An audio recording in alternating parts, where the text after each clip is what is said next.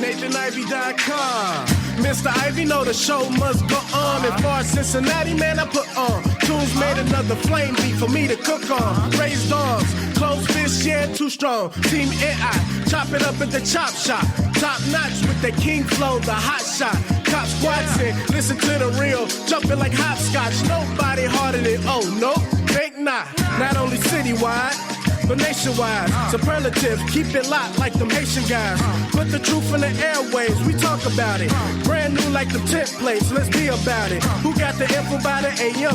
Jono be the rapper, got them jamming when they play him. Staying in my lane, they ain't gotta okay him. Who the host with the scoop? Yeah, they gon' say him. Ivy, so superlative like a bag of drippos. Show you where the bricks at, Cincinnati red tag.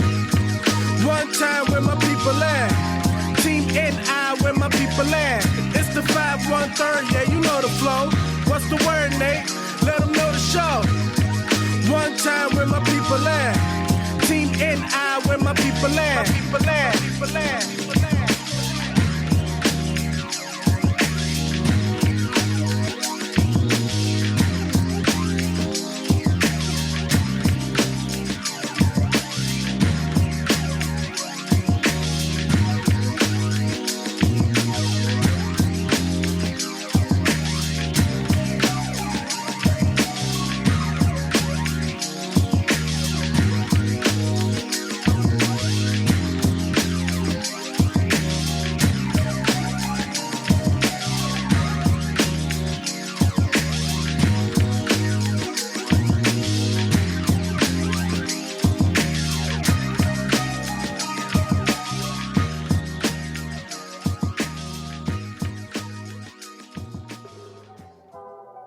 All right, everybody, welcome back. Nathan Ivy with you.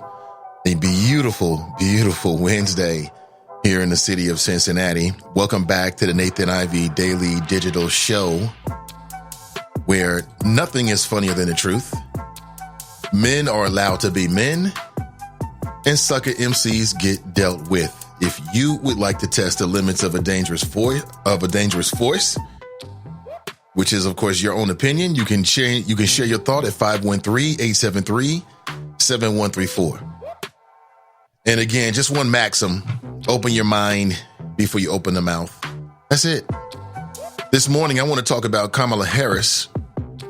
I don't want to hear any black folks like, oh man, why she jump out the race? If that is your opinion, my question for you is, and what did you do to support her? Did you make a donation? At this point in the process, that's critical. If you haven't heard, Kamala Harris is out. She is says she didn't have the resources to continue in trying to get the Democrat nomination. We could have made history, but no, y'all got caught up with some other stuff, talking about old stuff. Did the black community, did we miss out on the opportunity here?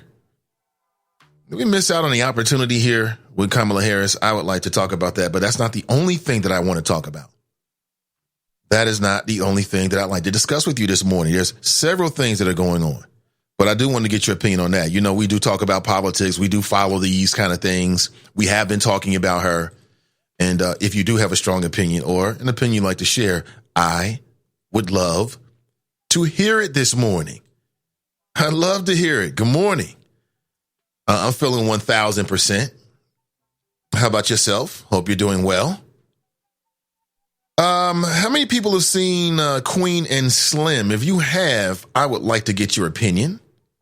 You know, I waste my time and money and will continue to do so you don't make the same mistakes. So it works both ways.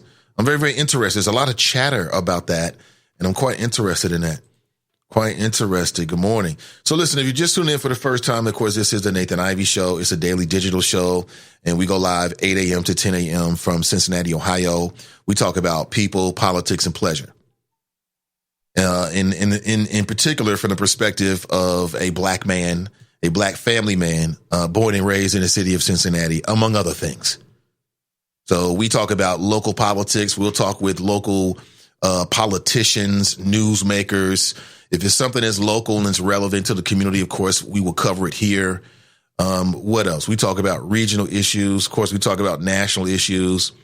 And in particular, with my own personality, we'll dibble and dabble in what people may call ratchet. To me, it's all entertainment. So if it's something hot and relevant, of course, we will discuss it as well. Right? Good morning to you. Thank you for being here. I see the choppers are coming into the chop shop this morning. Hope you're having a great Wednesday. We're off to it's hump day already. What the hell? Time is moving too damn fast. What's going on, man? Among other things, I want to talk about William Barr, but not in relationship to anything that has to do with Trump and the whole impeachment thing. But most recently, William Barr said something that I think that people should pay attention to. It was almost like a threat.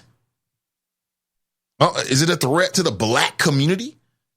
That William Barr just thinly veiledly threatened the black community? Of course, who is William Barr? William Barr is the U.S. Attorney General. What does that mean, U.S. Attorney General? That means that he is the top law enforcement official in the entire country. So when a man speaks, people pay attention to it. And we should be paying attention to it. And I'll tell you what he said in just a couple of minutes.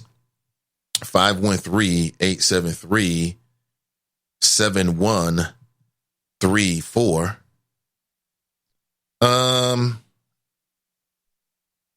It's interesting. Across the Color Line. That's Mark Cornett's book, huh?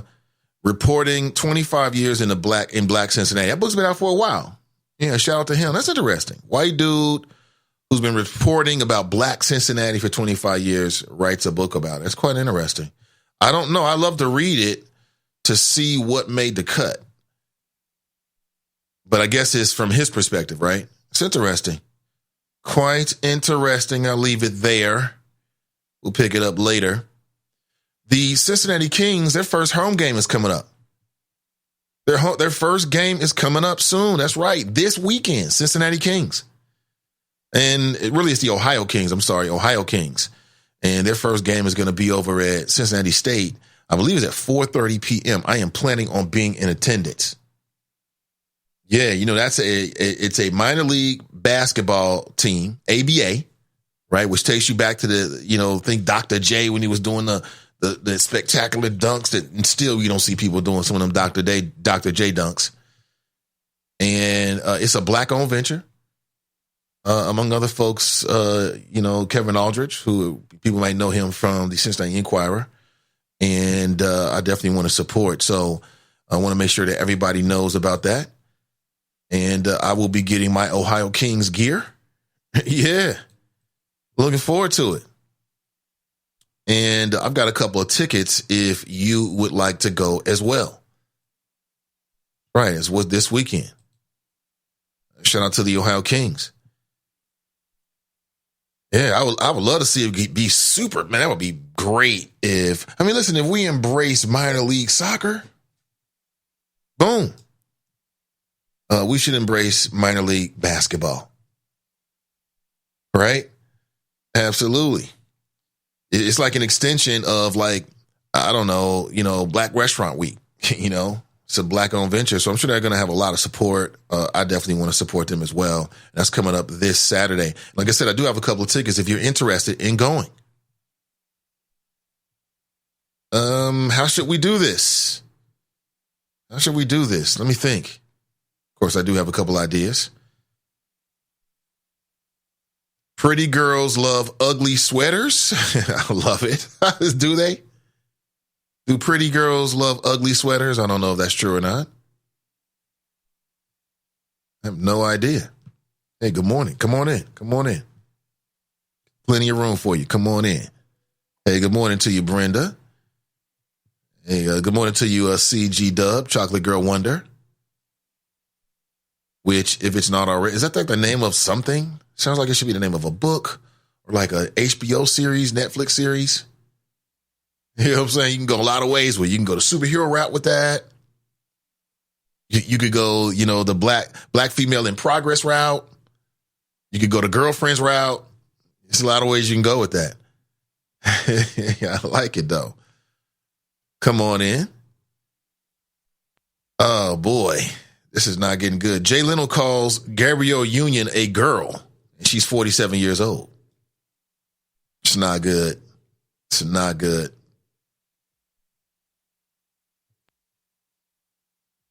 Good morning, everybody. Tracy writes, hi. Mrs. Love Being Black writes, good morning. Fellow beautiful choppers. Sharp's in the house. He writes, great risings, Nate and the choppers. Kamala Harris's campaign writes, good morning, choppers. This is my first time here. I imagine I'm going to quit the show early, just like I quit yesterday.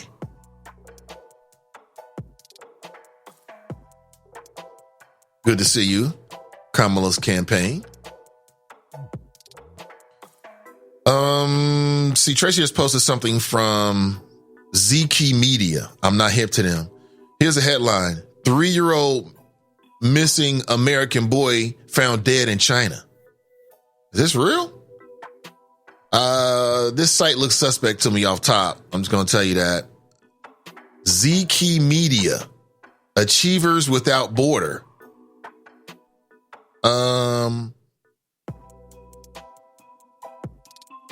I don't know. Number one, I don't know what the hell this is. I don't know if this is real news. So here's what I'm going to do. I'm going to see if there's anybody else reporting it on the internet. And that'll give us some sense as to whether this is real or fake news. Because if it's credible, and again, that's not a 100% thing here. Let me see here. Okay, I see it on several sites, none of which I see it's a YouTube channel, Lipstick Alley. Not sure what the hell that is. That's Mags. I see it's on Reddit, but isn't Reddit sort of like a peer-to-peer type of thing? Where you can just go in there and post whatever? I don't know. I'd have to do some more research on that. So that might be one reason why people aren't reporting on it. It might be fake news. Again, I can't say 100%, but just doing a quick little search right there, I don't have a lot of confidence in what I'm seeing. Good morning, everybody. Welcome back. Nathan Ivey in the house.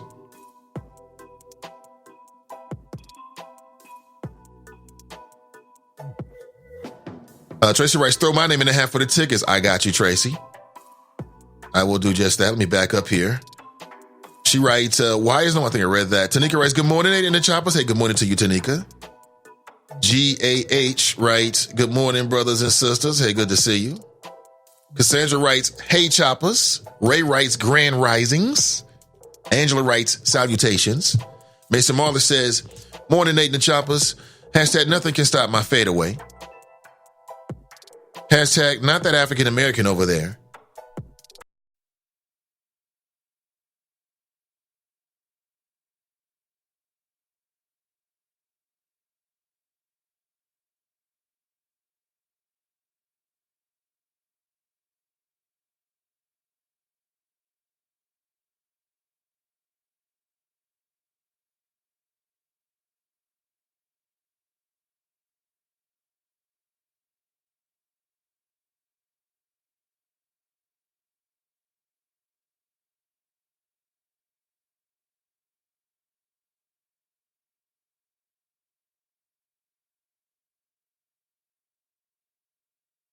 Is your authentic experience, I think. It just seems a little, I don't know. Angela writes, is he donating proceeds to the betterment of the subjugated? I don't know. She writes, funding scholarships, feeding the hungry, clothing the naked, housing the homeless. I'm, again, not sure to all of those. I think those are fair questions, those considering, as you put it, the subjugated or the subject. I think that's all fair. I don't know. Again, his book came out some time ago. It's not a new publication. I think it's like at least a year, if not longer.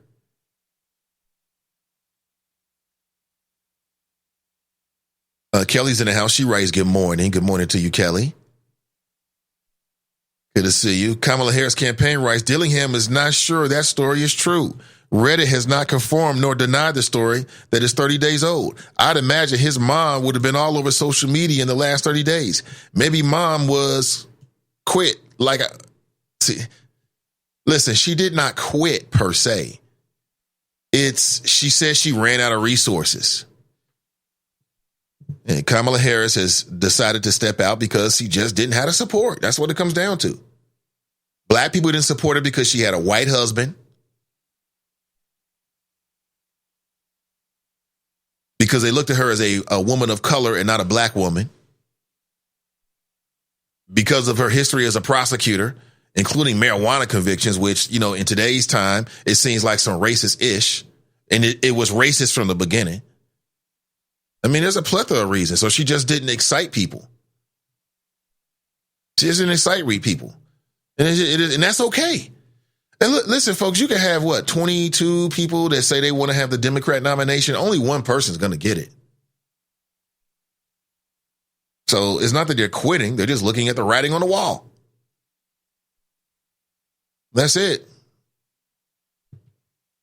That's it. Look at the writing on the wall and I'm out. Yeah, but back to that story about the 3-year-old Tracy, that's probably why it's not being reported, because it looks like it's not something that people can substantiate, so they don't want to go out there and put it out there. What? Hey, Carolyn was in Vegas? I'm late. That's right, you were in Vegas. I mean, I just saw that. I'm looking at a photograph on Facebook right now. I don't know why it's just coming up now. What is that drink? Did you drink that? Girl, don't let them put no formaldehyde in there. What is that? It looks dope, though. What did that taste like? What that like? I'm on Carolyn's Facebook page right now. She posted something back on the 30th. What is they pouring in there? I'm just saying, just watch it, because somebody, I don't know, some woman damn near died. Like her insides basically fell out because she drank a high concentration of some kind of chemical that they put into drinks that make them flame up. But the idiot bartender put too much of the flammable, toxic element in it. Like maybe it's supposed to be like one per, like if you have like a drink, you're supposed to put like one little drop in it. This fool put like a cup in there. And when the woman drank the drink, I mean, her insides damn near fell out. She had to get like her whole stomach removed. I'm not making this up. It just happened like in the last year, this calendar year. She had to get her stomach removed and everything, because she drank some formaldehyde or whatever they put in those drinks to make them flame up and combustible. I'll be honest with you. That looks pretty dope. But I probably wouldn't drink it. It's the Virgo in me. I ain't drinking nothing flammable because I don't trust these fools. Now, if I had the wherewithal, the knowledge to make my own flammable drink, cool. I know it's done right. But I can't trust these people. Just like I don't trust these people to get my double cheeseburgers right. Can't trust them, man. But it looks like you had an amazing time. It's like a great drink. I'm here for that. I'm here for all of that. Listen, I haven't even get out the number that much this morning. Let me throw it out again. 513-873-7134. Today's image is of a meme I found on, I think it was Instagram, of Kamala Harris and Black Twitter. Like Black Twitter shot down Kamala Harris and then want to ask the question, why she drop out? I don't want to hear that. That's why. Nobody had nothing good to say about Kamala. Nobody had nothing good to say about her. Now she's gone. That was our only chance at getting the black female president. And then you didn't blew it because you all caught up with the wrong things. It's a travesty. It is a travesty. See, Tracy writes, look at the YouTube link. Okay, I will check out the YouTube link. I will. Tracy writes, nobody's reporting anything in the United States about missing black kids. Believe it or not. I would believe that. What happens is grossly underreported outside of, new black media or digital outlets or black centric focus outlets. You'll hear it there. Outside of that, not so much. So we don't have time for that. We have to make sure we've got time for our sports coverage. Renee's in the house. She writes, good morning. Hey, good to see you, Renee. Mike Jones writes, good morning, choppers. What's up, Mike Jones? Mike Jones. Classic GOP BS from Barr. That's right. William Barr is a very important man. He is the U.S. Attorney General, and he made a statement that I think people should be aware of. I'm going to share that with you after the break this morning. Coming up at the bottom of the hour, 513-873-7134. If you would like to share your thoughts between now and about 10 a.m. approximately, when the show will again, we'll see how it goes. You know, we might get to 10 a.m. like, you know what, more to do. I do have at least one invitation out for an interview today. I am waiting to hear back. It was sort of like something that came up last night. I thought, that would make a great interview, and we'll see. We'll see. Good morning to you. Raised in the house. Mike Davis writes, rise and shine, young stars. Miss Dillingham, we appreciate your dedication to the youth, but I'm going to say that story is false. Mom would be all over the internet. No name sources from the U.S. consulate. Mason Marler writes, true that, Mike. Mike J. Donald Trump has these conservatives showing their natural arms. The red on their necks are beet red. Pat Rogers writes, good morning. Tracy writes, all these black girls missing in the U.S., and we hear the same crickets playing the violin. As I said earlier, you're right about that. Outside of like African-American centric, black centric digital media sources, I don't see a lot of it. Now, when you go to those kind of sources, I do see it because it's something that's important to them, to us. But outside of that, you're right. Yeah, you're absolutely right about that. So what do? Well, that means you support, new black media like this show. The internet is where it's at. What the hell? I don't get it. I mean, listen, we had Barack Obama 3 years ago, 4 years ago, might as well say 4 years ago, or really 3 years ago, and now we've lost the opportunity to have a black female president. And I'd like to know how you feel about that. That's one way of looking at it. Or the other way is she just didn't resonate. She did not connect. And connection means everything. That way she couldn't raise the kind of money that she needed.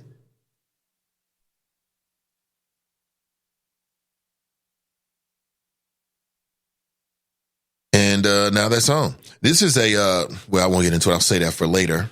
Camille writes, good morning. It's a beautiful morning. Yes, it is. Miss Tiffany writes, morning. Drop writes, good morning, choppers. Where is my overseer over here? Team light-skinned. Just lost the only girl on the team. I told you so. What did you tell us? Don't come in here talking about you could see that Kamala Harris was not going to get the nomination, because we could all see that, homie. Nobody's really surprised by this. No one's surprised. I mean, listen, you can kind of sense things. Look. Number one, people have a general sense of of who the people in their world are talking about and supporting. And I don't think that Kamala was at the top of the list. And then secondly, people read the poll numbers and they see what the analysts say. And we know what it is. You got three front runners for the Democrat nomination. And this is what it is. Pete Buttigieg, cool. Tulsi Gabbard, she made it to the last. None of those people matter. You got three choices. You got Biden, you got Elizabeth Warren, and you got Bernie Sanders. Now, Pete Buttigieg is kind of like, closing the gap a bit here and surprising a lot of people with this ability to connect with the early primary voters and also raise money. But come on, let's be realistic here. It comes down to Biden, Bernie, and Warren. That's what it is. So nobody's surprised by this drop. Come on, man. We know what it is. Everything else is just, smoke and mirrors. Now, with time and opportunity, anything could happen. Pete Buttigieg, man, the next debate or something happens in his state in which he comes off presidential, or it's hard to say. But with time an opportunity, you got an opportunity to do something. So I'll leave it open. It's not impossible for someone else to like break the ranks of the top three, but right now, it's not looking too good. So black folks, get ready for it. You got three choices: Biden, Bernie, or Warren. That's it. You don't get to have fun this time. You don't get to be enthused this time. You don't get to be super like, yeah, this time. Okay, man, it's real life. What are you going to do? You're going to sit this out? You're going to go independent? You're going to go Republican? We'll see. Nathan, you just like Kamala because she was in the fantasy foul. Knock it off. Kamala Harris is not in my fantasy foul? WTF? Who? I never said that. What makes you think she's in my fantasy foul? Maybe Barack Obama's fantasy foul. I remember when they had the little rumors or something that, they like one another. She was a senator, I think, or no. She was the attorney general. Or no. Yeah. That's what it was. She was the attorney general in California at the time. And of course, he was the president. Yeah, my fantasy foul. Angela writes, neither Kamala nor Corey are viable nominees. They're not. They're also Rands. Now, it doesn't mean that like in 4 years, maybe they come back as different times. You never know what the issues are. People grow. Some of this stuff is, some of this stuff is just timing. But if I'm Kamala Harris, I'm not upset. Because if her aspirations is to become president, this is how it starts. It may not be like Barack Obama where you get the nominee and you win the first time out. Who knows? Maybe she becomes a part of whoever's cabinet. So don't underlook that, So I don't think we're seeing the last of her. But she just didn't resonate, nor Corey or her. It's just, I don't know. It's hard to really say. It's like Fame said yesterday. This is Fame talking about Fame. Fame writes, it's like Fame said yesterday, black women's leadership is over, including ones married to white men. Kamala is a bad candidate. TF. As in the...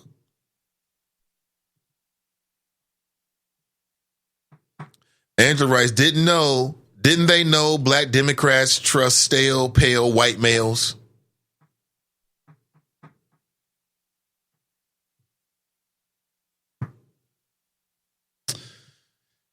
Drop writes, you were on one this morning. I'm not mad. Shout out to the alt middle. Tracy's laughing. That's hilarious. Jared writes, good morning. Hashtag Team and I. Angela writes, Sanders could very well die on the campaign trail. He could. He appears that way sometimes. He could. But hopefully that does not happen. I need to slip into a break. We will come right back and continue the conversation. I'm Nathan Ivey, live, local, and vocal, broadcasting live from Cincinnati, Ohio, powered by Sin Digital Media, a new urban voice in Cincinnati, and we'll return right after this.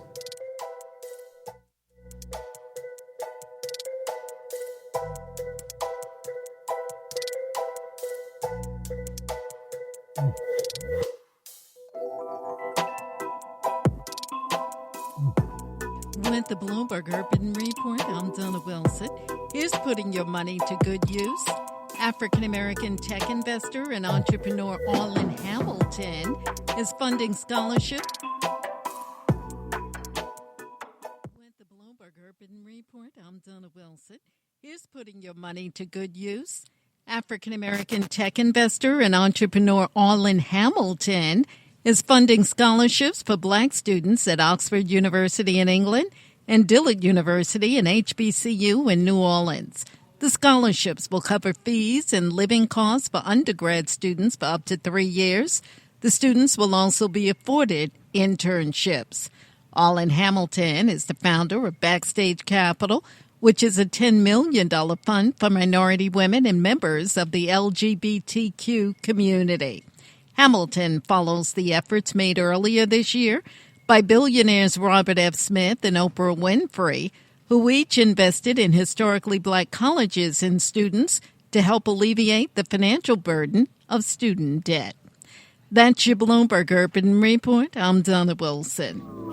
I am Charlie Winburn with Renew Community Church. I am pleased to announce the free Train the Trainer Masterclass coming to Cincinnati on Thursday, December the 19th, sponsored by Walker Funeral Home and Lamar. The Masterclass will train people just like you, as well as parents, teachers, physicians, youth workers, nurses, and mentors on how to develop better skills to save our kids from pipeline to prison, bullying, reduce gun violence, homicides, suicides, domestic violence, and drug abuse. The Train the Trainer Masterclass, 5 p.m. doors open with a business connection. 6 to 7 p.m. free dinner reception. 7 p.m. Train the Trainer Masterclass. Free Comfsy lotion for everyone. Renew Community Church, 2129 West North Bend Road in College Hill. Register at the door December the 19th or sign up for the free Train the Trainer Masterclass at SundayConnectCircle.org. That's SundayConnectCircle.org. Get your free Train the Trainer Masterclass flyer in the Cincinnati Herald.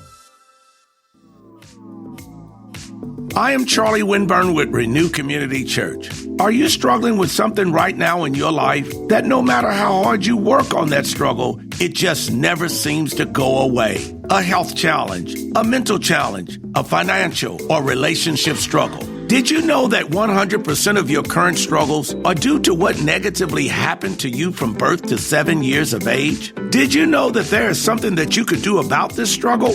Let us help you rewrite your life, along with 200 other leaders that I plan to train in this life-changing masterclass. Sign up today for the free Train the Trainer Masterclass, being held on Thursday, December the 19th at Renew Community Church.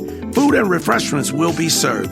Go to SundayConnectCircle.org and sign up for free. That's SundayConnectCircle.org and sign up for the free Train the Trainer Masterclass. Dear John, I was hoping it wouldn't come to this, but you've left me no choice. I'm leaving. Uncontrolled high blood pressure is really serious, and lately you seem to really not care. I've been there for you since day one, and I know you think I'm going to keep ticking. But no, my friend, I can quit whenever I want. Why can't we get back to the good times, when we were more active and ate more healthy foods, and you checked on me every once in a while? Is that too much to ask? I don't want to leave, but unless you stop ignoring me, what else am I supposed to do? Remember, when I quit, you quit. Sincerely, your heart. Listen to your heart. Don't let it quit on you. Doing the minimum to control your high blood pressure isn't doing enough. High blood pressure can lead to a stroke, heart attack, or death. Get your blood pressure to a healthy range before it's too late. Find out how at heart.org/blood pressure. Check, change, control. A message from the American Heart Association, the American Stroke Association, and the Ad Council.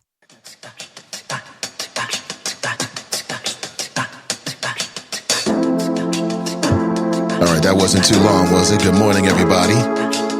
Feel like I'm being drowned out. Let's pot that down a bit. Good morning, everybody. Welcome back. Live, local, and vocal. Broadcasting from Cincinnati, Ohio. If you're from the Cincinnati, Ohio area, you should take pride in where you're from. Take pride in living in Cincinnati. Cincinnati is a city that is on the move. It's a city of the future, moving toward the future, 100%. There are developments happening in almost every neighborhood here in the city of Cincinnati. The conversations continue about gentrification. Matter of fact, they had a conversation about that on city council. I got some audio I want you to hear.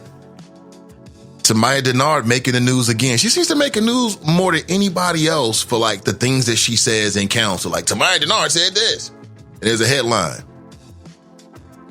City council races, only 2 years away, less than 2 years away, away. What's going to happen? What kind of council do you want?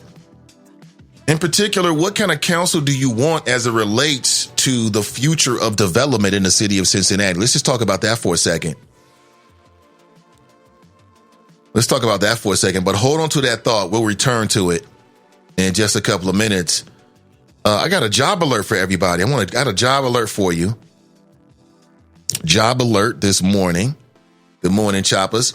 Now, if you've been listening to my flows for any length of time, then you know that I frequently say that I say a lot of things, but I frequently say that we need more black police officers. We need good people to enter the field of law enforcement, to be the type of officers that we all want to have patrolling our streets. I don't think there's anybody listening right now that disagrees with that, correct? Well, here's a job alert. The Cincinnati police officer recruitment is now opened. If you are interested in starting a career in law enforcement, then perhaps considering the Cincinnati Police Department and becoming one of their officers. Now, if you're interested, then you must be at least 21 years of age at the time of the appointment. And I want to make sure that we're clear about that, because that means upon the completion of the 28-week training academy, you must have a high school diploma or an equivalent GED, and you must be eligible to work in the United States with a valid driver's license. Now, if that sounds like you or someone that you know, well, then make sure that you share this information with them. I'm going to actually post something inside the Chop Shop right now that you can use this site, and this site is a link and a resource to let people know about this opportunity. Again, I think we'll all agree that we need good people. There it is. You can use that link from the Voice of Black Cincinnati. Actually, it's pretty good. It's got all the stuff you'll need, including a link to the city of Cincinnati where you can directly read the job description. Matter of fact, I'm on the website right now, kind of looking at some of the benefits. We always talk about the FOP, but they got a strong union, right? They have a strong union. And I want to make sure that people are aware of this opportunity. So please share this. Please share this. I know there's many, many people in our community that have dreamed about or thought about working in law enforcement. So this could be an opportunity for you if you know someone who is interested. And I mean, listen, they don't have an age limit. They've got an age minimum, but they have no age limit when it comes to becoming a Cincinnati police officer. So what does that mean? Well, that means that, let's say you're working on a second career, or maybe you already had one career and you've always thought about getting into law enforcement, or maybe it's something that is a new thought, that this could be an opportunity for you. And they got several areas for which they are staffing: beat patrol, district investigator, neighborhood liaison officer, bike officer, violent crime squad, Segway patrol as well. You've seen that as well. So again, you've got the link. Please share it. I'm going to post it inside the friends page right now as well, so that if you're interested, you can follow the link and share it with people that you know. This opportunity, the recruitment is going to be starting very, very soon. Somebody asked me, how much does a Cincinnati police officer earn? Well, they earn between $61,000 and $73,000, not including overtime. As I understand it, after 1 year of service, then you, as an officer, you can volunteer to work paid detail to earn extra income. Yeah. Another question. Do you have to live in Ohio to take the police recruitment exam? You may know the answer to that. Well, the answer is that the Cincinnati Police Department does not require applicants to reside in Ohio to take the recruitment exam. However, you must live in Hamilton County or one of the adjoining counties in Southwest Ohio, Northern Kentucky, Southeast Indiana before starting the Cincinnati Police Training Academy. So you know. But again, I just posted a link. Follow that link. It'll give you all the information that you could ever want, including details, which I'll get into next hour, about maybe you're worried about, you're thinking about the physical fitness test. I've got the details for you, and I'll share them with you coming up in the next hour. But share that link, folks. Share that link with people who you honestly know will be interested in a career in law enforcement. Good people that you know. Strong moral fiber. People that really want to be leaders and they understand what that means for our community. I think that's critical. I think that is critical. So please share that in wherever you think it might be the most critical or where it needs to be shared in your own networks.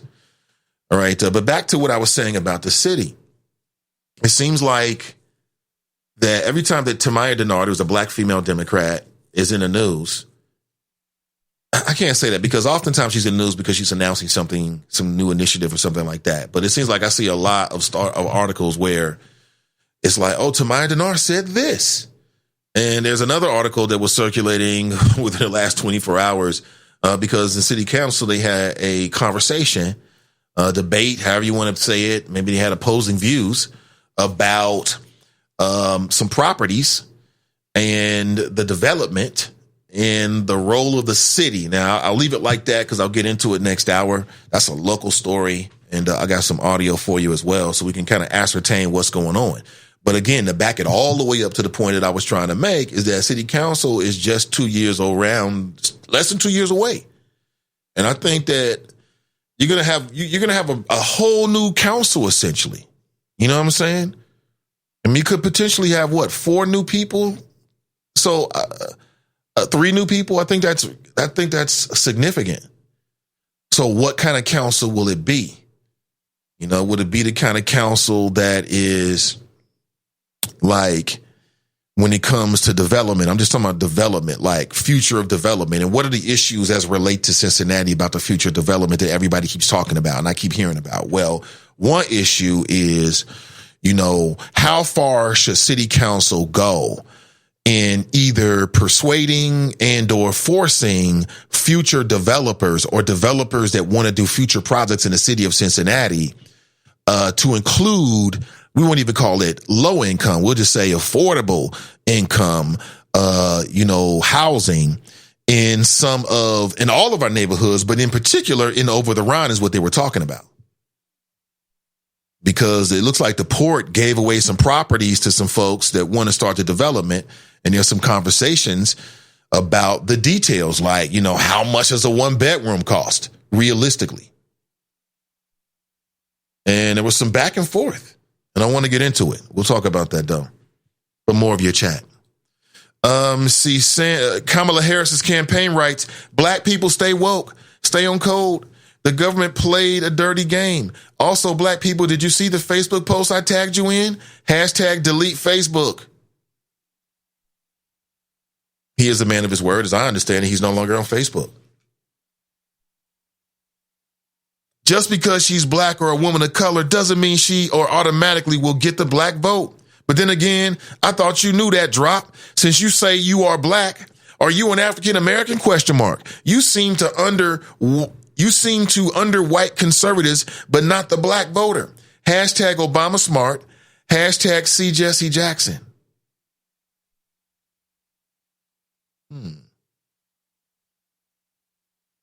Mr. Muller writes, don't worry, Nate. Just a bunch of people looking for a reason not to vote again. But it's just a bunch of people looking for a reason not to vote again, but still want to complain about politics. Oh boy. Angela writes, is that the current pronunciation of boot edge? You must be talking about Drop. Drop is on some sophomore stuff with that. I don't know why he is so delighted in saying that man's name that way. You know what I'm saying? I guess he's retired so he can do that kind of stuff. Hold on 1 second. I see something. Wife, you looking good this morning. Let me see here. Mason Marlin writes, you should be enthused to get Donald Trump out of office and more like-minded people who share most of your positions. Hashtag Obama smart. Is that right? I was talking about the Cincinnati Police Department, and, I was mentioning that after 1 year that you can do a detail. It reminded me of a story I saw most recently that surrounded the situation that happened with Cameo Nightclub. And essentially an appeals court said that the law enforcement officers were not legally responsible. Just kind of jogged the memory. And I remember what happened in that. It was the most tragic mass shooting that happened in Cincinnati. And somebody went into this club and shot a lot of people and killed maybe one person or a couple people. I don't remember how many people were killed. And I don't mean to disrespect the dead or any families or anything like that. It's just not at the top of mind. And this is somewhat of a tangent. So forgive me on that. But I just felt like it was highly reported. It was Black-owned establishment, J. Raj or whatever. And then everybody was trying to, you had Christopher Smith, man, was trying to make it some big deal about it. And not that it wasn't a big deal, but he was trying to make it just seemed like he was trying to go after J. Raj a bit. I remember that was the way I felt about that. But anyway, just to kind of follow that story, it was reported, I saw it within the last 24 hours, that an appeals court basically said that those officers had no legal responsibility to prevent guns from getting into the establishment. And I thought, I mean, if that's what they say, then that's what it is. But for folks that remember that story, a little bit of an update for you. Mrs. Love Being Black writes, you know, the system of America is not going to allow black women to become president before a white woman. Let's keep it real. I'm just saying. Well, you know, but think about this. People might have said that before we had Barack Obama. They might have said, well, we'll have a white female before we'll have a black male. I mean, didn't white women get the right to vote before black people? Or was it afterward? I don't remember the timeline. Please set me straight on the timeline there. Did anybody look up, or are you aware of the Harlem Hellfighters? Remember, I ended the show talking about that, and I told you I'd pick it back up today. I would love to see a big screen, Tyler Perry. Tyler Perry can be in it. He can be in it. You can get Bokeem Woodbine. You know what I'm saying? Get Lorenz Tate. Oh, my God. All you got to do is get Lorenz Tate. Ladies love Lorenz Tate. You put Lorenz Tate in a uniform and he's out there fighting for the country. Oh, my God. But he's got a love interest and he's got, you know what I'm saying? Oh, my God. Women would women would eat that up. And black women would eat that up. Plus, it's real, too. And right now, there's like a real emphasis, you know what I'm saying, recovering our history. I mean, just think of all those World War II movies that we had to endure. With fucking 10 minutes. With freaking John Wayne. They had John Wayne out here like he was some kind of real American hero. And you had real American heroes, real African American heroes. How do you have a man that was so deadly? I mean, because this is a kind of culture that on the surface, like American culture, is very militaristic. We'd like to talk about North Korea, but we are a very militaristic country. Like, you know, we revere. And for a long time, in terms of popular culture and the kind of movies that was coming out, man, there was all kind of movies about World War II and Vietnam and all kind of stuff, man. But John Wayne, he was that dude back in the day. I don't even know if he was in a war. But how do you not make a movie when you got a main character who is so deadly in the war? We're talking about World War I. That this black man earned the name Black Death from the so-called enemy. And I put it that way because, I mean, you know what Muhammad Ali said. What Muhammad Ali said. You know, and they ain't never called me the N-word, right?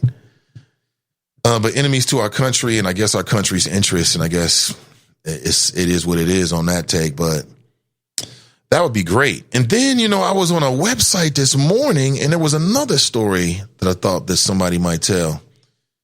I'll get to it. Are you hip? Are you hip to the Harlem Hellfighters?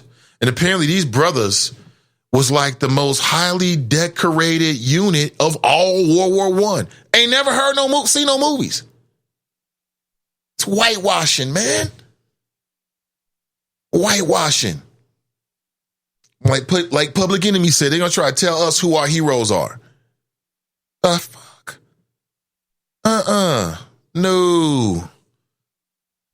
Angela writes, the racist white supremacist system. Iris writes, good morning, great people. Mason Mahler writes, only people like uneducated nigwas like you perpetually stuck in a menace to society video like your dumbass KHC. I'm not sure what that means. KHC. We grown around here, B. Step your game up, little boy. I'm reading his words. We have real bills and responsibilities. Tricks are for kids. Hashtag grown man moves. That's right. We are all grown folks in here. We most certainly are. Here's my number again, 513. I'll throw it out there, 513-873-7134. You know me. I'm always prepared to chop it up. It's what I do. But if you want to add your opinion and or just throw your flows out there, you are always welcome to find your voice on the Nathan Ivey Show. And you can do so any morning. But I understand, what is it, 8:53 a.m.? You at work. You're on your way to work. You're working out. You're doing whatever you do, your morning rich. You might be on your job right now. My entrepreneurs out there doing their thing. You know what I'm saying? So I get it. So let me take control for the next hour or so. Just sit back, relax, and I'll deliver some food for thought, which you may or may not agree with. You may or may not agree with. Cerinthia's in the house. She writes, good morning. Hey, good to see you, Corinthia. Lorenz Tate should have been the Denzel Washington of his generation. One of the best actors I've ever seen. Played 3 different versions of the same guy in Dead Presidents. But Hollywood started putting rappers in movies. I feel for the guy. Great flows. Dead Presidents is a classic. Lorenz Tate is a hell of an actor. He did. That was a hell of a story, too. What a story. See, Dead Presidents is one of those stories I don't ever want to see them remake. That's a classic right there. Classic. It was the plight, and we were talking about soldiers. It was a plight of these black men caught up in the Vietnam War. Coming back, going over there, getting addicted to heroin, among other drugs. Coming back, messed up, disrespected, marginalized. And, you know, these desperate people, they went for theirs. And people got killed. It was, oh, man, that last scene when he was, oh, my God, it was so emotional. That was, oh, okay. What's going on in here? Hold on one second. Hold on. Let's play some music. I got to talk to the wifey real quick. Hold on. Look at you over here.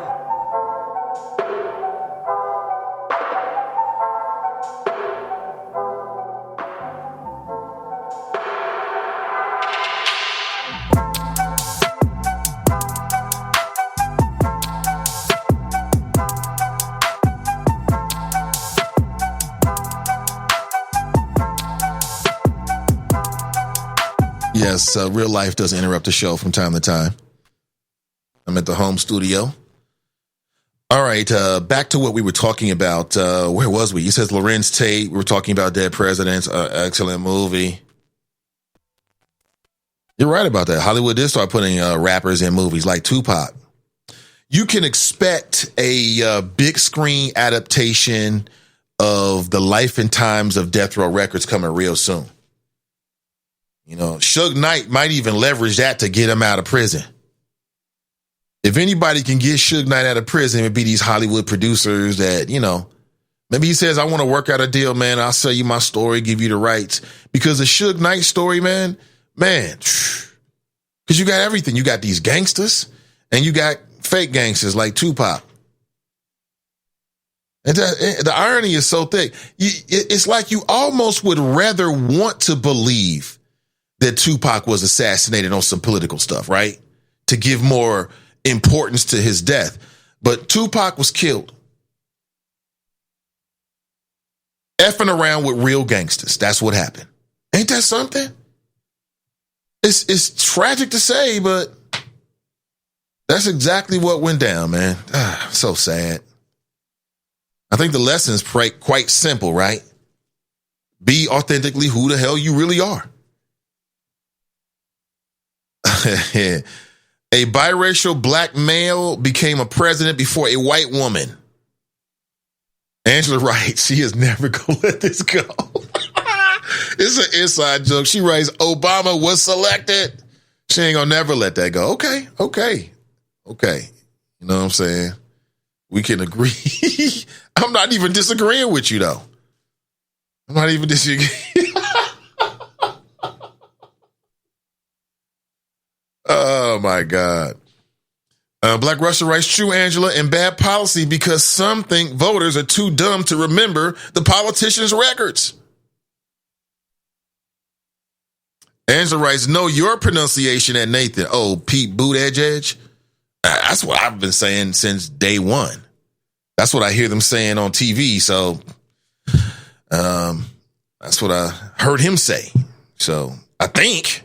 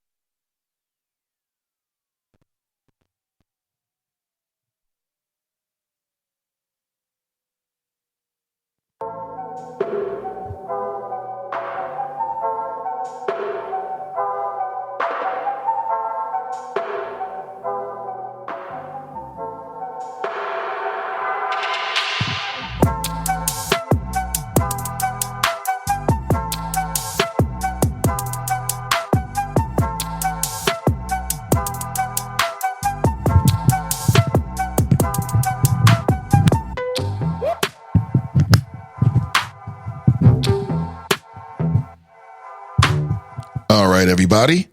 Think you can hear me now? I'm not sure what happened with that. Not sure. Things happen. But I think you can now hear my voice. Is that correct? People were saying I couldn't hear Nate getting a quickie. No, I'm not. I'm not. I'm not sure. Yeah, can you give me your thumbs up there if we're sounding A-OK? I believe we are. Thank you so much, Ray. I'm not sure what happened there. It was the digital media gods. We'll put it up to that. My apologies. Let's move on. Where were we? CG Dub, you might be right about that.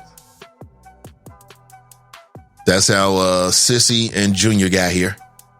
And I'm very glad to meet them. We have yet to hit this subject, but of course, I want to bring it up to you right now. And that is that, you remember when everybody went crazy over Amber Geiger and her brother? Amber Geiger was the white female police officer in Dallas who said that she thought she was in her own home and killed a black man who was sitting in there eating ice cream, smoking weed, watching games or whatever the hell he was doing. And she tried to claim, I don't know what she tried to claim, like self-defense or something. Anyway, she got 10 years. And there was a lot of controversy over the sentencing, the amount of years she got, but also the behavior of the family of the man that she killed, including her brother, who offered to give her a hug.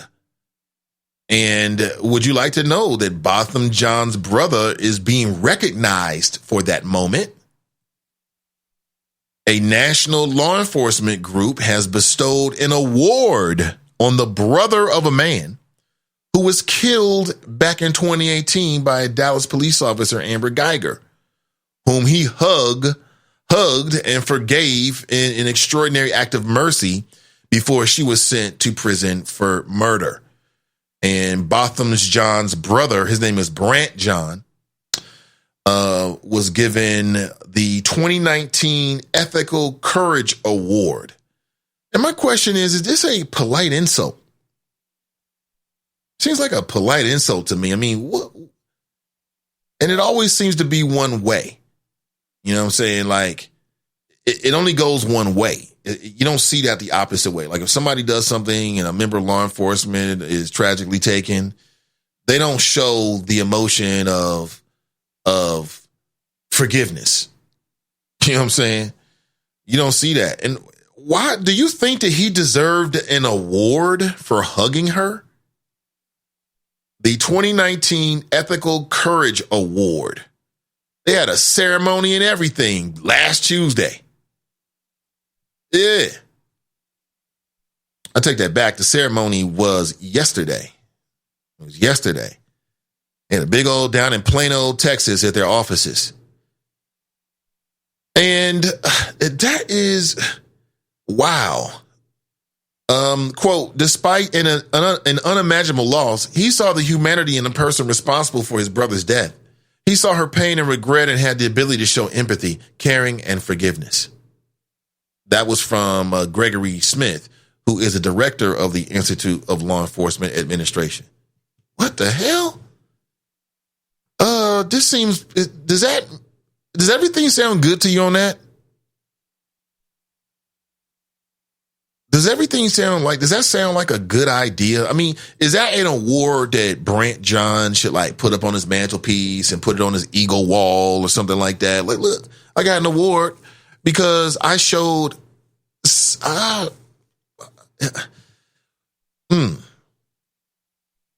So it sounds like this group is a group that works in the overall national interest or the interest or public interest of, law enforcement officers. That's what it sounds like. I don't know a lot about this so-called Law Enforcement Institute or anything like that, but I mean, just from what they're doing right now, the Law Enforcement Administration, the Institute of Law Enforcement Administration. Let me go to their website right now. Hell, this is the digital age. I'm on Google. I'm looking for it.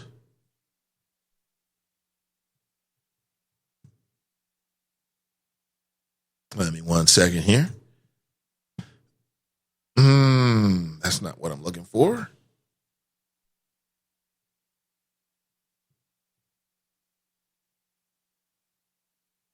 Very interesting. The Institute of Law Enforcement Administration, if you want to follow along at home and maybe do your own search. I'm just curious. I just want to know more about them. Never heard of them before. Maybe I haven't forgot. Here it is. Their website is CAIlaw.org. Okay. Benefits of membership. What are the benefits of membership? Networking with current and upcoming police leaders. Okay. Online publication, ethics roll call, discounts to training programs. Becoming a leader of character. I'm down with that. Police media relations. Okay. Participants will gain insight into the print and broadcast media, who they are and why they do the things that they do. In addition, class members will develop skills in building trust with outside information groups. Okay, blah, blah, blah, blah, blah. I get it. All right, great. I get the sense of it. Sounds like my sense of what they were trying to do is what they are. So, Cam's ABs for that. Why are blacks so forgiving? I wish I would. Well, he got an award for it. Now, why would this institute give him an award? They didn't do it because they thought he was a good guy. All right. I'm sure they did it because it must have fit their overall agenda in some way or somehow. So how is Brant Jean hugging Amber Geiger? How does that fit their agenda? Anybody want to take a stab at it? I don't know. You tell me.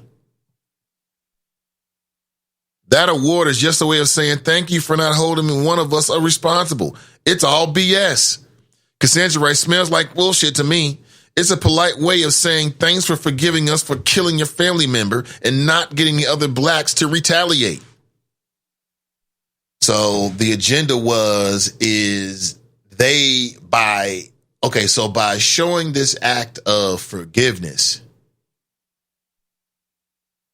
it didn't lead to sort of fomenting resentment about law enforcement officers. Again, it goes back to what I surmised very quickly, that, this is an organization whose, it seems like part of what their plan is. And again, listen, if that's their agenda, having an agenda isn't necessarily a bad word. I'm just trying to figure out what they're trying to do with just a little bitty time and a little bit of information. But it sounds like they're an organization that overall is trying to promote a positive view of members of law enforcement, as well as offering, information and resources that if you're a member of law enforcement, you might want to take advantage of. That's what it sounds like. It sounds like they've got a media element to it. You know what I'm saying? Hey, I ain't mad at them. Karamia writes, category us to a passive and docile people.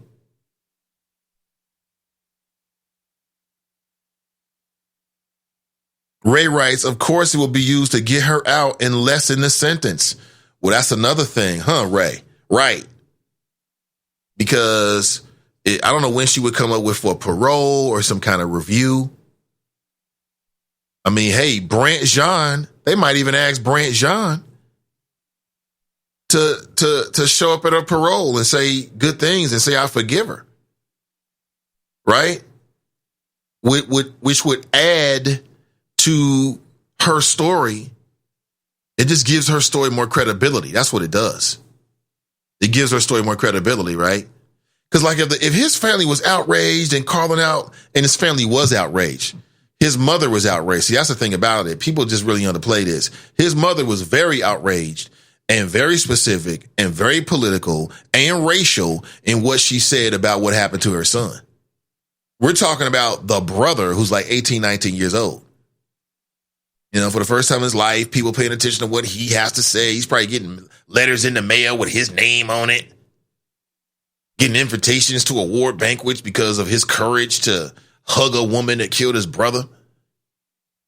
If it fits their agenda by perpetuating the optics of systematic white supremacy and oppression. Yeah, I'm just trying to be more specific than that. Like, that's like some psyops right there, right? It really is. So they're going to promote him because his actions promote the way that they want people to look at law enforcement officers, if in fact, something happens. But she really wasn't even on duty. She was just a private citizen at that point. As if you can ever be that if you're a member of law enforcement. I get it. Ray writes, remember Michael Brown's dad? He was like going in until he stopped going in. Cassandra writes, the agenda is trying to show law enforcement and black people getting along, so when they inevitably kill one of us again for no reason, we say it's not racial at all. He must have been wrong. If you beat a slave, then make him hug you and forgive you in front of the other slaves. They no longer demonize you. Damn. If you beat a slave, then make him hug you and forgive you in front of the other slaves. They no longer demonize you. Damn. Gee, that's very interesting. I think AB's on order. He got that coon-ish from his dad and their faith. Yeah, the Caribbean descent. I think Fame called in, I think very accurately sort of like talked about perhaps that led to their perception and the way that they're viewed and the way that they deal, you know, with law enforcement and things like that, man. I mean, it's just, man, very tough stuff there. But I thought it was very odd. He was like getting an award. What in the heck? What kind of free show is this? What y'all doing out here? Lil Nas X becomes the first openly gay man on Forbes' highest paid country acts list. His song Old Town Road became a worldwide phenomenon this year, spending 19 weeks on the Billboard charts. This was after there was a big controversy about the song in the world of country music because traditional country music, they didn't want to accept it. They said it wasn't country enough. It was too much hip hop. Since then, the track has gone viral. I'm talking about through the roof. It's been streamed nearly 2 billion times. 2 billion times. Let me go on YouTube right now. I want to see how many times it's been streamed on YouTube. I want to see. I'm just curious. Lil Nas X. You know you watched that Lil Nas X video. Don't lie. Let me go on his YouTube channel right now. Panini. What in the what the hell? What am I looking at? Oh my God.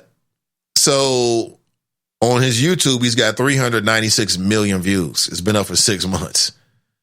But when the article I'm reading, they're saying that in total across all streaming platforms or however they calculate this, over 2 billion streams. Now, how much money do you think in income do you think that if you're the artist that you would make? That, and I'm talking about in terms of your streams, your concerts, your deal, everything. 2 billion streams. According to Forbes, Nas X, born Montero Lamar Hill, earned about 14 million in pre-tax income. Yeah, that's how much money you'll make if you get a smash song like that song, that old country road, Old Town Road. And then, of course, everybody knows that Lil Nas X came out as being gay. He's like 20 years old. And now he's the new face of gay men or something like this.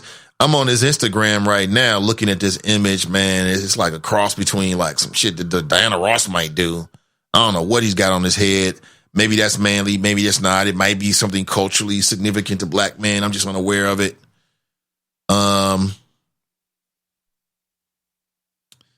Oh boy.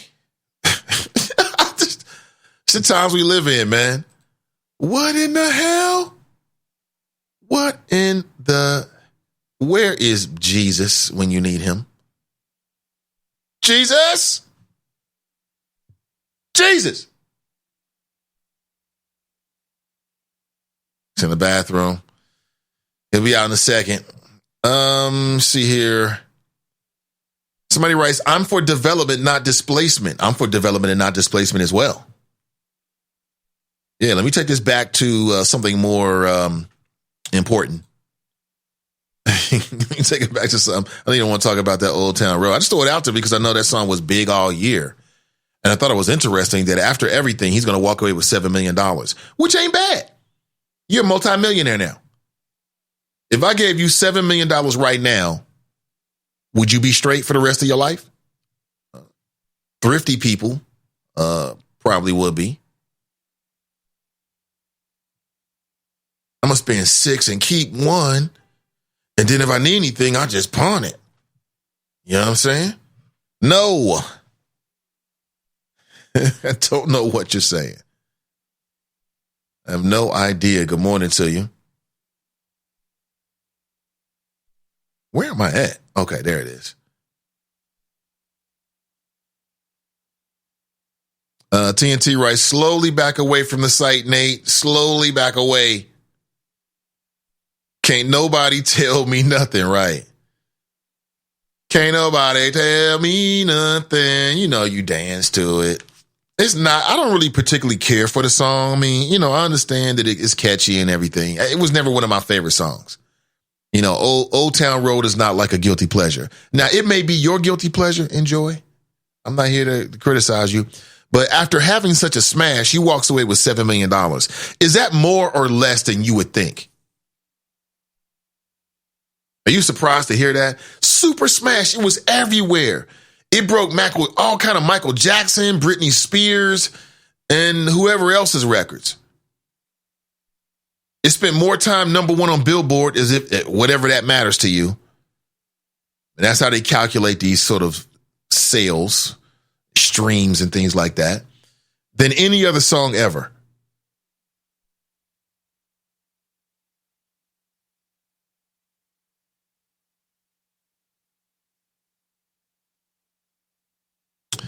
I'm just saying, fame phone calls will be fire, but Drop is the call of the year for no more than the fact that he brave as F calling this show at 5:30 a.m. his local time. I don't know if that's brave. I mean, you know, he likes the show. He wants to support your boy Nate Ivy. Let that man do what he do. You say Drop's the call of the year, huh? Yeah, you know what's funny is that, and I don't know if people are thinking about this, but for me, I am, is that I don't just see the end of the year. What I see is the end of the decade. I mean, think about this, folks. We're less than 30 days away from the end of the first decade in the new millennium. That is a beautiful thing. We all made it. We're here to talk about it. We're here to talk about it. We're here to be and enjoy the first decade of the new millennium. And I can remember as we got ready for the new millennium, 1999, Y2K. So yes, I'm thinking about what happened over the past year, but I'm really thinking back over the past decade. This has been the decade of what? The first decade. I'm sorry, the first 20 years, should I say? Not the first decade, but the first 20 years, second decade into the new millennium. So I mean, for me, I'm marking the passage time of like Y2K to now, which is 20-year time frame, and then from 2010 to 2020. From 2010 to 2020, forgive me. Yeah, the decade. And this was the decade of Obama. This was the decade of Obama. This is when we got it. I mean, I know he came in 2008, but he spent 6 years in this decade. And then the president who we got in office now ran against him with a racist birther Southern strategy. Show us your birth certificate. Same thing they're saying to the brown people coming over the border. Show us your birth certificate. We want to make sure you're a real American. At least Trump's consistent. I'll give him that much.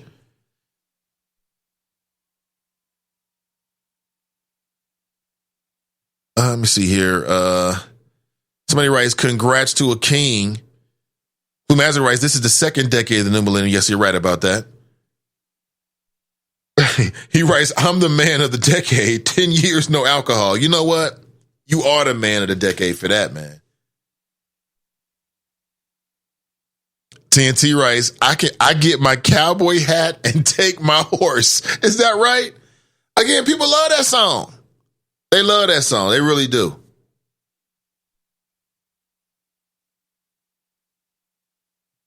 Me, not so much. Cam writes, Jesus can't say something of gay, Nathan. That image they painted, they told us Jesus is a gay man also. What? What? I don't know. I don't know what you're talking about. What are you talking about, Cam? I'm sure it's very intelligent, very poignant. I can't decipher it. Sorry. It's probably me. It is probably me. All right, coming up at the bottom of the hour at 9:30, I'm going to take another pause, and we'll come straight back, and we'll get back into the conversation just to give you a heads up. That's coming up in about 7 minutes. So between now and then, of course, I can take your phone calls, or we can continue our conversation the way we're having it right now. The number, if you feel inclined to do so, is 513-873-7134. Now, most recently, I was talking about this police group. It's called the Institute of Law Enforcement, that gave 18-year-old Brent John, he's the brother of Botham John, its 2019 Ethical Courage Award during a ceremony on Tuesday. And that's Tuesday, just yesterday. And they're doing so because they say that he was able to see her humanity, even though, and see, I don't really think, this seems like propaganda to me. No one ever questions necessarily the humanity per se. That's not really what the issue is as it relates to like why people have issues with police officers per se. It's not, it's their actions. It's the things that you do. You know what I'm saying? The way that you react that people have an issue with. You know, like not taking full responsibility for the things that you did. Like, sometimes you make a mistake and you just have to deal with the consequences. Don't fight it. Oh, don't try to misdirect. Don't try to shift the blame and deflect. Just deal with it. Just deal with it. You know? I don't know if it's a generational thing. Speaking of generational thing, I do want to talk about this, and perhaps it will be our conversation for the next 30 minutes, but I came across a very, very interesting article that was talking about the relationship between millennials and baby boomers. But it was written from the perspective, it was a white male perspective of a man who identified as Generation X. And so basically what he was saying was that, you know, the baby boomers don't like the millennials and millennials don't like the baby boomers. And he talked about the difference. It's like, wait, what about the generation in between, Generation X? And he starts talking about, you know, in the article about the significance of Generation X and things like that. I thought it was quite remarkable. Thought it was a quite remarkable, but ultimately very biased and damn near racist article. Because I would be what some people call Generation X. Do you know why how Generation X got their name? Some white dude wrote a book in which he called it Generation X. Now, tell me why I should accept that more than what I do accept. I see myself not as a Gen Xer. I see myself as a member of the hip hop generation. Damn it. A generation should always be defined by the most culturally relevant thing that happens. Baby boomers, World War II, baby explosion when the men come home. I get it. And for people born, you know, who might be referenced, this is like a mainstream, very, very whitewashed way of looking at it. Gen X. Negro, please. I was a generation that created hip hop. The most culturally redefining force that, you know, we've seen musically since, I don't know what, the blues? You tell me. Some damn Gen X. I hate when I hear that. I'm not Gen X. I'm hip hop Gen. This world better get it straight. They're always trying to disrespect what we create. That's all that is. Just a way of disrespecting what we create. Oh yeah, they created that little music thing. Yeah, that little music thing. Mm-hmm. It took the world by over. I mean, listen, millennials are who they are. And partly of the reason the way they are now is because of hip hop and hip hop's influence. I mean, I would say hip hop is defining yet another generation. That would be me. Maybe I'm generation centric, but I'm just saying, anybody feel me on that? Don't let people tell you you're Gen X. You're not Gen X. You're hip hop generation. What you are, be proud of it. They got you out here afraid to and feeling embarrassed to fully, you know, enjoy the fruits of our own labor. It was black and brown youth that created that. Now, I'm not saying that hip hop doesn't go bad from time to time, but what doesn't? Everybody wants to focus on the negative when it comes to hip hop. Even black folks. I had to correct black folks. Oh, hip hop's the worst force known to mankind. Oh, Lordy, Lordy, Lordy. They got that music on the radio. No. That's weak parenting. That's what that is. Got nothing to do with no damn hip hop music. Sorry. Gen X. I got a good mind to reach out to the author and bring him on the show and say, look, bro, you may not be aware of this, but here's what's really going on.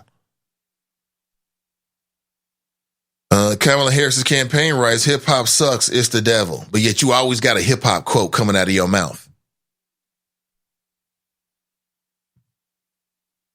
Angela writes, I wouldn't classify myself as hip hop generation. But what would you classify yourself as? And please don't say no damn Gen X, please. Do not say that. Black Russia writes, I'm Gen X. Hashtag alt middle. No, you're a hip hop generation. 1980. Angela writes, isn't a chop shop is about 75% Gen X? I don't know what that is. I don't even know what Gen X is. What does that mean? Gen X was created by some white dude that wrote a book. And in his book, he said it was Gen X. So now I'm supposed to call myself what he say? It ain't gonna never happen. Be whoever you want to be. I'm hip hop generation until the day I die, period. What's this white dude's name? Let me look it up. I'm not making it up. He wrote a book. And in the book, he used the term. It was the first time the term was used. And ever since then, for whatever reason, that's what we need to be calling ourselves? Nah. Sorry. Don't try to throw the X in there and make it cultural, like, oh yeah, it's like the nation. Don't do that. I see right through it. I see right through it. Mason Marler writes, I graduated in the 80s. Hashtag hip hop OG. Thank you. Angela writes, I can't quite hip hop lyrics, so not my identity. She said, I can't quote, I think is what she means. You don't have to be able to quote hip hop lyrics. You are super funny. You don't have to be able to quote hip hop lyrics. That's not part of the criteria. See, Cassandra writes, I'm a millennial or Gen Y, whatever it is. See, I understand millennials. I get along with millennials very well. We speak a very similar language. I understand 100%. Somebody writes, dudes who live in Warren County aren't hip hop. Of course, you know hip hop has no borders. That's not true, Black Russia. Stop it. That is not true. Negative on that one. Listen, thank you for being here this morning. Currently 9:31 a.m. This is the Nathan Ivey Show, live, local, and vocal, powered by Sin Digital Media, a new urban voice in the city of Cincinnati.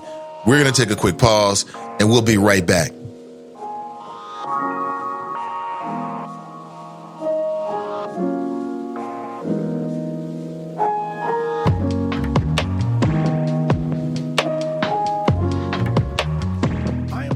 With Renew Community Church. I am pleased to announce the free Train the Trainer Masterclass coming to Cincinnati on Thursday, December the 19th, sponsored by Walker Funeral Home and Lamar. The Masterclass will train people just like you, as well as parents, teachers, physicians, youth workers, nurses, and mentors on how to develop better skills to save our kids from pipeline to prison, bullying, reduce gun violence, homicide, suicides, domestic violence, and drug abuse. The Train the Trainer Masterclass, 5 p.m. doors open with a business connection. 6 to 7 p.m. free dinner reception. 7 p.m. Train the Trainer Masterclass. Free Comfsy lotion for everyone. Renew Community Church, 2129 West North Bend Road in College Hill. Register at the door December the 19th or sign up for the free Train the Trainer Masterclass at SundayConnectCircle.org. That's SundayConnectCircle.org. Get your free Train the Trainer Masterclass flyer in the Cincinnati Herald.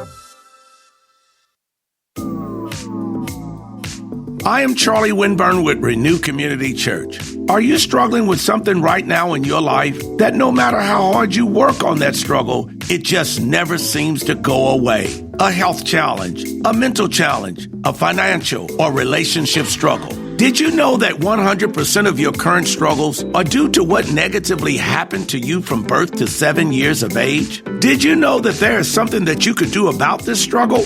Let us help you rewrite your life, along with 200 other leaders that I plan to train in this life-changing masterclass. Sign up today for the free Train the Trainer Masterclass, being held on Thursday, December the 19th at Renew Community Church. Food and refreshments will be served. Go to SundayConnectCircle.org and sign up for free. That's SundayConnectCircle.org and sign up for the free Train the Trainer Masterclass.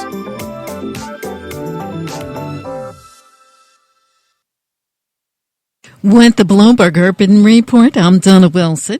Here's putting your money to good use. African-American tech investor and entrepreneur Arlen Hamilton is funding scholarships for black students at Oxford University in England and Dillard University and HBCU in New Orleans. The scholarships will cover fees and living costs for undergrad students for up to 3 years. The students will also be afforded internships. Arlen Hamilton is the founder of Backstage Capital, which is a $10 million fund for minority women and members of the LGBTQ community. Hamilton follows the efforts made earlier this year by billionaires Robert F. Smith and Oprah Winfrey, who each invested in historically black colleges and students to help alleviate the financial burden of student debt. That's your Bloomberg Urban Report. I'm Donna Wilson. Today we decided to walk to school. At the corner, we waited to cross the street. The stoplight counted down. 15, 14. 31? 13? We took a left on Carroll Garden Street. Garden Street? Loud music was coming from a car.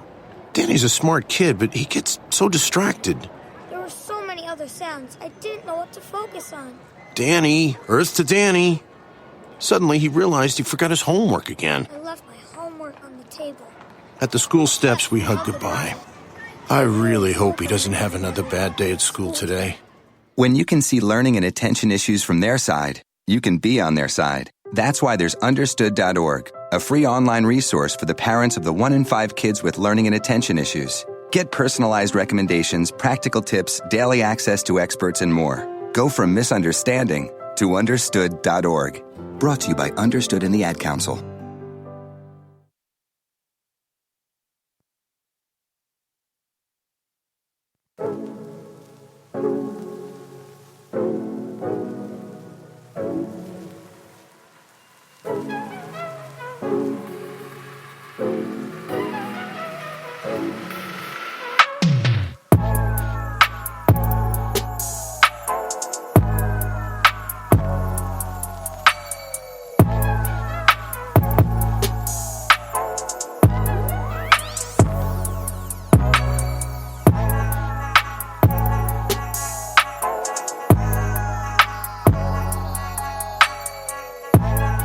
All right, good morning, everybody. Welcome back. Again, that wasn't too long, I hope. Back to rock. Nathan Ivey with you for the last 30 minutes of the program, approximately 10 a.m. or so, maybe a little longer. We're going to remind you to have an excellent Wednesday. And I want you to, if you're a subscriber to this show, probably you are a subscriber. I know the vast majority of subscribers on Spreaker. So if you're on Spreaker already, then I want you to subscribe to some of the podcasts that Send Digital Media is producing. The Cutting Through the BS podcast, the Truth to Power podcast, the Nathan Ivey Show, of course, as you're probably already a subscriber. And more podcasts to come. Is It Just Me with Donnie B podcast as well? That's because that's a live show on Fridays, 12:30 approximately. And I want to remind you, please, to wherever you listen to podcasts, to subscribe wherever. It may not be Spreaker. You might be on Spotify. Cool. You might get your stuff on, I don't know, Google Play. That works. Wherever you are, we are. And you can check it out. Good morning. Man, I feel like I've covered a lot of ground between the beginning of the show and now. So I'll give you some recaps on some of the finer points. But first, I just want to give you a job alert. The Cincinnati police officer recruitment is now open. If you've been listening to this show for any length of time, you know I say a lot of things. And one thing I say a lot is that we need more black police officers. We need good people to enter the field of law enforcement to be the type of officers that we all want to have patrolling our streets. If you are interested, or if you know any interested persons, they must be at least 21 years of age at the time of the appointment. That's upon the completion of the 28-week training academy. Must have a high school diploma or an equivalent GED. You must be eligible to work in the United States with a valid driver's license for obvious reasons. And there's an opportunity for you to start an exciting career in law enforcement. And I know there are many, many people in our community that have thought about working in law enforcement, or perhaps they have a family member that worked in law enforcement. There might be people out there that have issues with law enforcement, and perhaps you want to be a part of it from the inside, which I respect. I respect that 100%. And Cincinnati is nationwide known for the Cincinnati Police Department, whether you believe it or not. That is a fact. For folks who might be interested in getting more details, I'm going to post a link in the Chop Shop right now. And I posted it earlier, but that was an hour ago and about 200 comments ago. So there it is. You can check it out for yourself. That link will take you to the the City of Cincinnati's website. And it'll take you straight to their recruitment center. And you can look at some of the FAQs. You can look at a little bit of a job description, the benefits, to figure out if this is something you might be interested in. Here's some of the requirements. One of the requirements is that you must complete a physical ability test. A physical ability test. What does that mean, the physical ability test? Well, there's a couple things that you've got to do if you're going to do the physical ability test, or PAT, physical ability agility test. And it includes push-ups, sit-ups, box jumps. You know what it is? So it's like a squat and a jump, basically. And other aerobic exercises. And you must pass the Ohio Officer Training Academy standards that are determined by age and gender. And you have to do a run. You got to do a 1.5 mile run, and you've got to do it for time. So depending on your age and gender and things like that, your time may be different than somebody else. You got to beat your time. There is a background check, polygraph check, reference check, in-person interview, home interview, and a 2-part behavioral assessment. Yeah, they get deep, as they should. If you know someone who is interested, please share that link with them and let them know that there is an opportunity to start a career in law enforcement with the Cincinnati Police Department. Do you have to live in Cincinnati? No. No. Do you have to live in Hamilton County? No. You can live, but you have to live in an adjacent county to Hamilton County. Can't be driving in from Pittsburgh, or maybe certain parts of Pittsburgh. So if you're interested, you've got the link. Hold on, I'm going to post this inside of the Friends page as well, so you can have it. And on Facebook, that might be the easier way for other people. That might be an easy way for people to, there it is. That might be an easy way for people to see it. Hold on, I don't like the way that looks right there. Hold on. Try it another way. The heck was that? Not sure. But I just posted it inside the Chop Shop. I'll post it as well. Please share. Mason Mahler writes, Ralph Tresvant. Question, did I miss the date of the Chop Shop holiday gathering? You did not. See, you like the taste of lead, but you get your face fed. After I'm done, you rather suck on pencils. Brand Nubian. I was a big Brand Nubian fan. Angela writes, what year was hip hop born? Back to that. Okay. Is that you, little alt X? That is hilarious. Little alt X. Wow.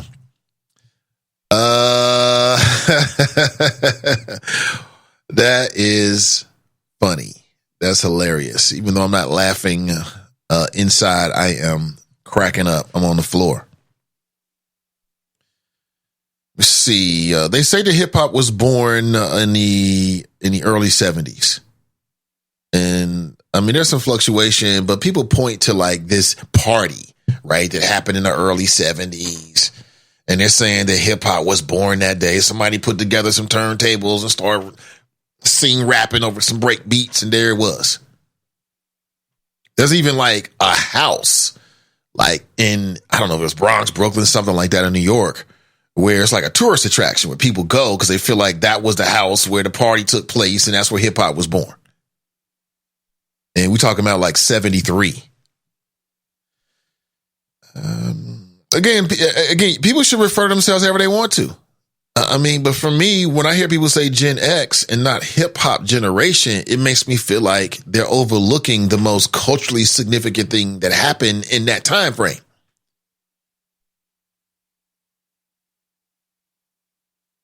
And to say X implies that nothing culturally significant happened, which is nothing more than a whitewashing of the cultural significance that black and brown people created when they created hip hop. That's how I look at it. And I just don't understand why some unknown dude, white or otherwise, who wrote a book, how does he get to classify a whole generation? I didn't second that emotion. No. Now, the cultural critics, they might use the term Gen X because that's what a lot of non-black people say. Even black folks will say that. But it wouldn't be the first time that a lot of people were wrong. So that's kind of how I look at it. Okay, I found an article here. This is from Geeks and Beats. I like the title. What day was hip hop born? They say it was August 11th, 1973. They say it took place at 1520 Sedgwick Avenue, to answer your question fully, Angela. I'm actually looking at the homemade flyer that somebody made to announce the party that they claim that was the date of hip hop, and it was a Kool Herc party. So Kool Herc, DJ Kool Herc, is the man that a lot of people say created hip hop on August 11th, 1973. So now we're on the same page. Let me see here. Kamala writes, 1973 hip hop was born. Hip hop was born when Rudy Ray Moore went way down in the jungle deep. Thank you for that. Ben Thomas writes, little alt X. Wow, that was hilarious. That was hilarious. Mr. Marlon writes, put it this way. I remember when the Sugar Hill Gang came on the scene.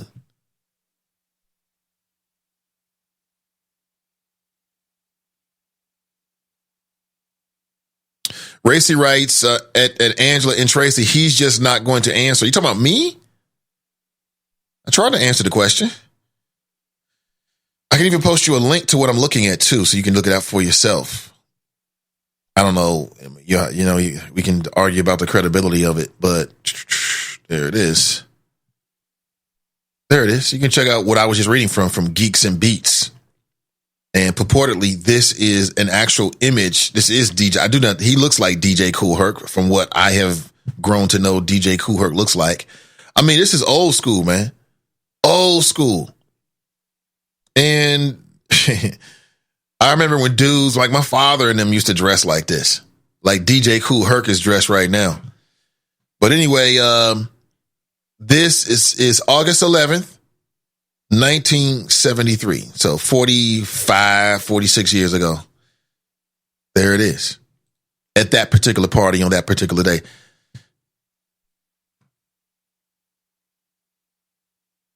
Hip hop was, I think I read that. I think I'm pretty much caught up with the comments here. Choppers, think of the Gilligan of the year. 1, 2, and 3. Gilligans of the year? See here, I have to go back through my show notes and see who keeps coming up. And it can't be Trump because that's just too easy. It's just too easy.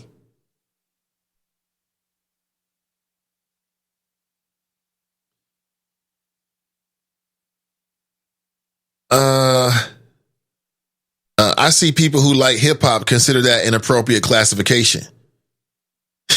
Is that you, Little Nas X? It's about to be 2020. What's the next generation called? I think my daughter's generation, she's 14. Are they generationals? Is that what they call them? And again, who decides this? Is this in an almanac or something like that? I think they call them Generation Z.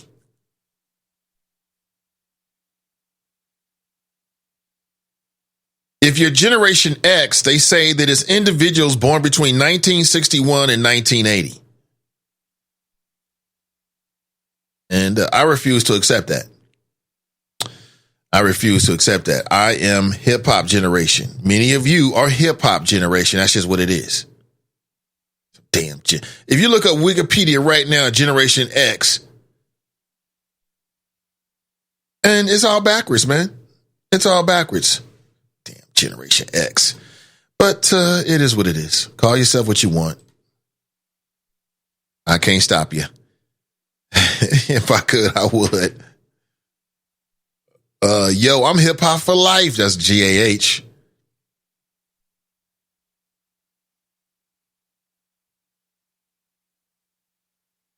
CG Dub, California wants delivery instead of storefront sales, community standard. Nathan, you said, where is Jesus? Pertaining to Little Nas X being gay, right? Not him being gay per se, just the whole thing. The song, the way he dresses, all of that. But Cam writes, Jesus can't save from homosexuality because the image that they give us saying it's Jesus is the portrait of a gay man also. He writes, Caesar Borgia. Huh?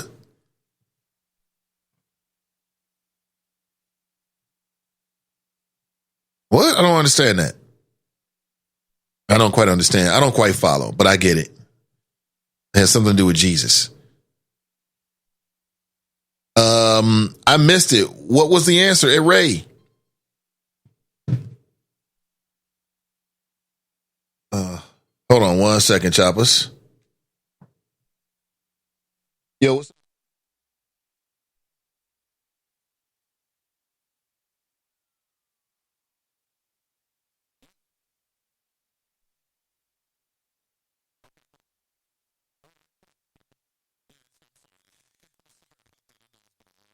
My apology. I know there's been a lot of interruptions on today's show, which is not usual. But I just got a message there from the wifey. So I might be in the show in about 4 minutes just to accommodate our family schedule for some things going on. I know that's very appropriate. And I don't want to, inappropriate, I should say is very abrupt. And I don't want to mess up the segue of the show, but I just want to put that out there. So I want to explain that silence there. And that's it. Now, where were we? My God, CGW, that's harsh and disappointing. At Kamala Harris campaign, like my man Nas says, FJZ. Oh, really? Shula Israel writes, by the way, good morning, Nathan and the Choppers. Hey, good to see you. She writes, it's Gen X, Millennials, Gen Z. See, this Gen X thing is just driving me crazy. Cameron writes, all of Trump's cabinet that went to jail is Gilligan of the year. Are you talking about for the Mueller thing? Yeah. A lot of people went to jail with Mueller, except for Trump. Ray writes, Nathan, yes, regarding the Holly meetup, but you answered sort of. I have not put anything out. There is no concrete date to this point. I want to make sure. Before you go, Nate, who gets Pastor of the Year? Pastor Wilson or Pastor Cousins? I think Pastor Cousins would have to get Pastor of the Year. Why? It's more of a local story. Bishop Cousins seems to be more prolific. He had more women than we know about Pastor Wilson. And because of Andrea and the work that she's been doing online, and I do call it work, and also the good brother, what's the brother now? Larry Reed Live. He has an awesome show. I'm trying to follow in Larry Reed's footsteps. He does awesome work. And they kept that stuff going on Facebook, entertaining people all year long. So I would have to go with Bishop Cousins. That would just be me. But I'm a little bit biased just because, we've had Andrea on and she always brings a different kind of flavor to the show. Some people say it's ratchet. I don't care. It is what it is. I enjoy our conversations. Ben writes, Drop has my nominations. Or your nomination. Okay. For Gilligan of the Year. I'm sure he just is cracking up hearing that. Let me see. Caesar Borgia's father was the Pope at the time he gave the world his son as the embodiment of Jesus. Happened at the Council of Nicaea. I am aware of the Council of Nicaea. Let me see here.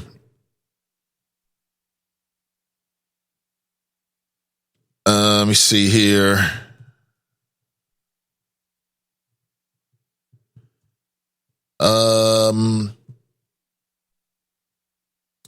Let me see. There's another place. Okay, so I know we're talking about. Angela says that 2020 is the year of the entrepreneurship, and sounds good to me. But there's a new space. What's the space called? It's what is the name of it? I haven't been to it yet, but I know it is Black owned. I think it's out in Green Township. Yeah, I've been hearing great things about it. Wherever we go, if and whenever we go, it's got to be a Black-owned establishment. It's just too many Black-owned establishments around the city to not do it.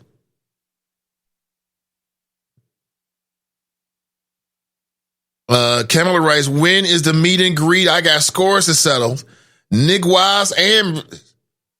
Oh, boy. Don't scare people off, man. Nobody wants to be confronted by you, Fame. Don't scare people away from the holiday party that we don't even have a date for yet. You already scaring people off, man. Damn it.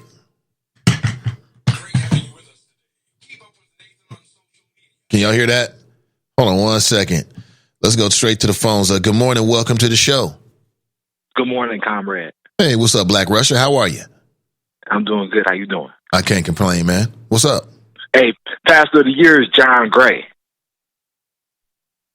Pastor of the Year. It's John Gray. But some of that he got into was last year, though. You remember that?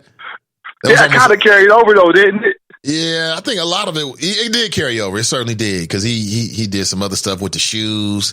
He had like some $2,000 Balenciaga boots on or something like that. Right, he was killing it. Yeah. He had a girlfriend or something. He was on TV crying, and some pastor laid hands on him. So, okay. Yeah, I think he's up there for sure.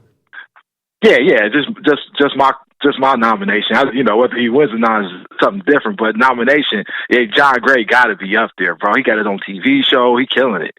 Yeah, I agree. What else is on your mind? I was waiting for you to play these cuts of, I guess, the council meeting because I didn't watch it, but I guess they got into, you said a conversation about development occurred? Yeah, they got into a conversation about, some properties that the port had given to some developers, and now they're at the point where they really want to start, putting it into work. And there's a conversation about the prices and whether the old over the Rhine is really gentrified. From what I gather, it was very interesting. Okay. All right, I was just curious. I thought maybe I missed it, but I'll probably have to check it out later online because I'm always interested to see what the conversation's like down there. Yeah, I probably won't get to it today, man. I'll bring it up first thing tomorrow morning unless something knocks it out, but because I think it's a relevant local conversation. And the real question is, what kind of counsel do you want as it relates to development? Do we want a council that's more in line to be taking a more hard line approach to developers and what they need in order to qualify to develop here in the city? Or do we want people who are kind of like, hey, it's better to have it than not have it? Well, I mean, voters will decide that because it's going to be 6 open seats. So if the voters really want to see an anti-development council, for example, they can vote that in if they want to. But I don't think it's fair to say anti-development. I don't look at Tamaya Denard as anti-development. Well, I didn't say to say her. I mean, but since you brought her up, we could. I mean, she has the voice. She sounds like Yvette Simpson, like how Yvette Simpson was just anti-development in terms of Children's Hospital. She's along the same line. So, I mean, if you brought her up, I think she's anti-development. I think that, she may or may not get reelected. I mean, she's gonna have some support, but she might have lost a lot of people on just the conversation she had overall about development, criticizing development, like development is not good. Like she's never. I have not heard her say anything about a development that she's liked. I'll put it like that. Well, just to back up a little bit, I don't think that Yvette Simpson was anti-development. There was nothing anti-development about what she said. She knew it was going to be developed. She just said that she thought that Avondale should get more in the deal with Children's Hospital. That's not anti-development.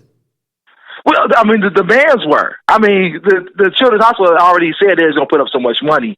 She's trying to say that's not enough. And it's like, okay, so what's enough then? So now we have to draw this arbitrary line of what's really enough.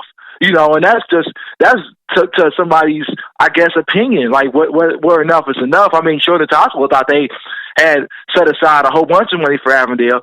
They've been good community members of Avondale. I mean, probably everybody who has kids who's listening to this show, if their kids get sick, they go to Children's Hospital. So, to be like, I would extort more money out of Children's Hospital because they want this development. That's how she came across. And I think the voters heard that, and that's why she wasn't elected to be here. Yeah, she didn't come across that way to me, but perhaps you're right, because you're right, she did lose, but I didn't look at it that way. Well, yeah, I mean, you're always going to have people who are going to agree with her position, But I mean, same thing with people like Michelle Dillingham. I view her; she's dangerous. She's already announced she's running for city council. Michelle Dillingham was dangerous for Cincinnati. I just saw Michelle Dillingham. I just ran into her. We talked a little bit about some stuff going on. You say she's dangerous? So she's running for city council, right? Yeah, I mean, she told us that. Remember, she came on the show the day afterward and told us she was going to run. So I'm not surprised to hear that. She should run. She almost won. The day after. She should run. She almost won. If I came in 10th with a close recount, I would run too if I was inclined to do so. Well, she's an American citizen. She's entitled to run. I'm just saying for the health of Cincinnati, people like Michelle Dillingham are dangerous. What's dangerous about her? Now you want to talk about anti-development? Man, she's anti-development to the core. Super duper liberal. She's just not flexible. She may be a nice person to some people, but I think she's done political stuff that's horrific that people will never know about because they're just not on the inside of the stuff. But she's one of the most dangerous candidates for Cincinnati City Council. I'll just put it out there right now. Really? As we go into the next election, I think she's the most dangerous. I think she is the most dangerous candidate in the upcoming city council election. I think you're saying that based off two reasons. One, your personal feelings about her, because I know you've gotten into her, used to say some derogatory things about her and her family.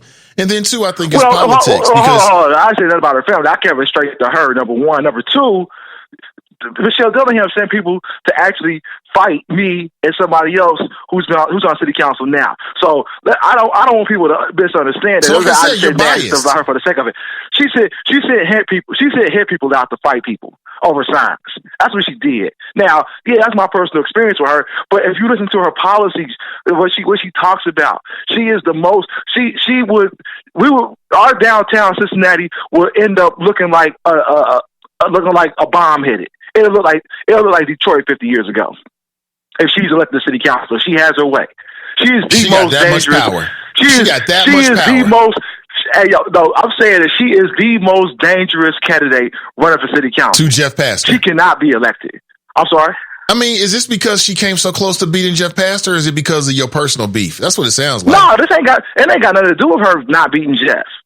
Nothing to do with that at all. Matter of fact, happy birthday, Jeff Pastor. Today's his birthday too. But today's his birthday. Happy birthday to the brother. Yeah, he got the December 4th birthday too.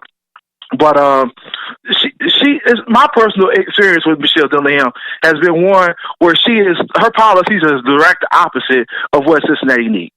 Really? Her advocacy is in direct contrast to what Cincinnati needs on every level. Really? People got time to vet her, and they can see what she's about. I just think, again, you can say it's my personal beliefs. I don't personally care for her. That's fine. I mean, putting the personality stuff to the side, and we talking about straight policy, the most dangerous person. She's more dangerous to my than Nard. Man, listen, I got to make a move. I got to end the show. I wish I could keep talking with you, brother. Take it easy. You too. Yeah, most def. I have to leave. I have to make a move to go to a meeting. Thank you so much for being here. I'll be back with you tomorrow morning, bright and early at 8 a.m. All right. And if you want to connect with me, you can do so on Facebook, or you can hit me up via nathaniv.com. Until next time, I'm out.